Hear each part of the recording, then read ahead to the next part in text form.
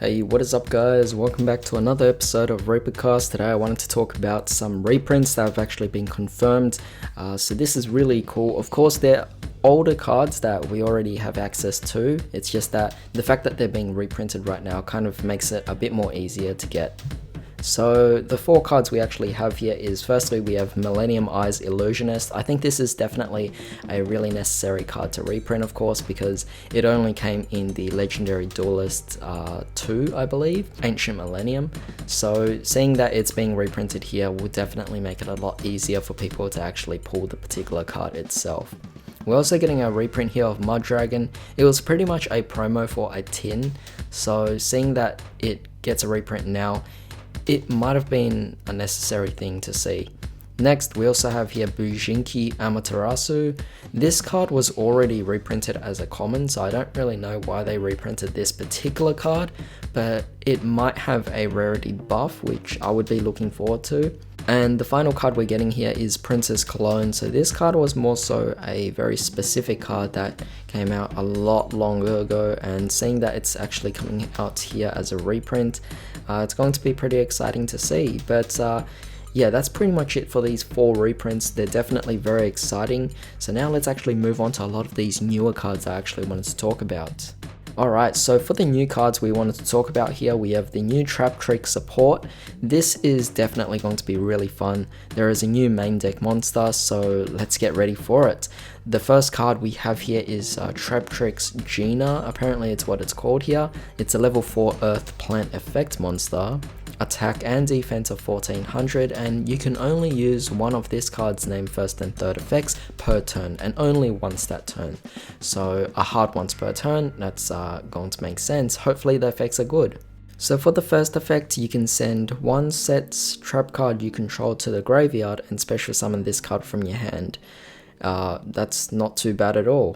But of course, remember that it is hard once per turn. Second effect, it is unaffected by whole normal trap cards, which is typical of a Traptrix monster. And the third effect is, if you control no cards in your spell and trap zone, you can banish this card from your graveyard, then target one whole normal trap in your graveyard and set it to your field, which again, it's very nice. It is only a hard once per turn, but that's still not too bad of a card. This card is definitely going to be great to both extend and also recycle a lot of your cards for the deck as well, so it's going to be quite nice.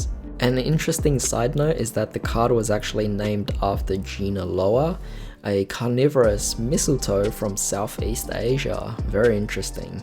And next we have here a Link monster, Traptrix Utri or Kularia.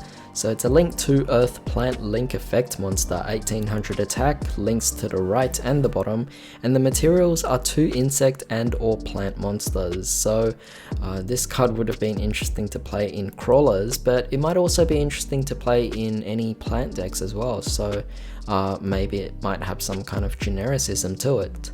But you can only use each of this card's name's second and third effects once per turn. First effect, this Link Summon card is unaffected by trap cards. Very great, of course. That pretty much means that the whole Solemn Brigade is not going to work against this. Second effect, when your activated whole normal trap card resolves, you can set it face down instead of sending it to the graveyard, which I like that. Pretty much allows you to just recycle your traps, constantly use it again. So yeah, it could become its own very small engine that you could incorporate into a lot of other generic decks, and it doesn't have to be specific to Traptrix alone. And third effect, during your end phase, you could target one Traptrix monster in your graveyard and special summon it in defense position, which I kind of like because we're just getting extra resources from the grave, and while it's in the end phase, that's fine because a Traptrix deck on its own is meant to be a sit and wait deck anyway.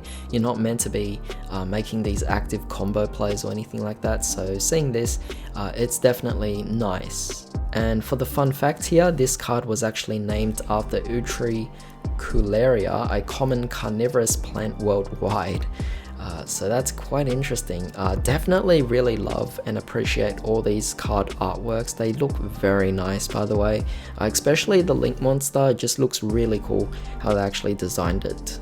However, we mustn't also forget about the new Bujin cards. So these cards are definitely going to be very interesting. Of course, we have the first card here, Bujin Mahitotsu, Light Beast Warrior effect monster.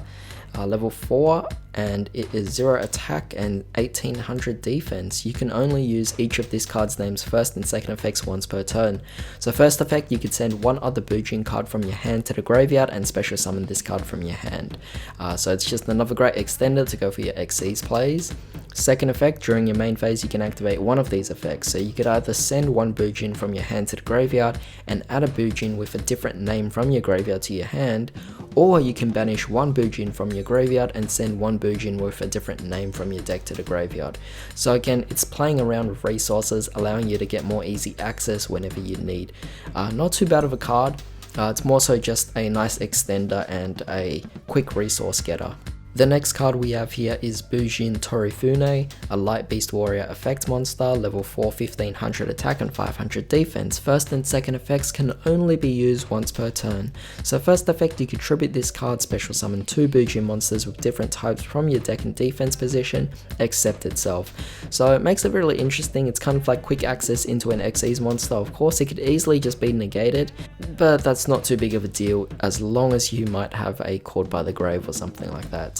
And second effect, when you Xyz summon a Bujin monster while this card is in your graveyard, you can equip this card from your graveyard to that monster and banish any monster destroyed by battle with the equipped monster. It's not too bad though, it's more so specific to it being utilized later on. The third card we have here is Bujin Magaki, or Bujin Tersection. Continuous spell card, so 3 effects actually, that's really cool. First effect, beast warrior Bujin monsters you control cannot be destroyed by your opponent's card effects, except during the battle phase. Not too bad, just a nice added protection. Second effect, once per turn, you can send one Bujin monster from your hand or face up field to the graveyard, then target one face up card your opponent controls and negate the effects until the end of this turn. So again, not too bad, but it does kind of require you to get rid of your own resources, so it's okay. And third effect, during your end phase, you could send this face up card from your spell and trap zone to the graveyard, then target one Bujin monster in your graveyard and special summon it.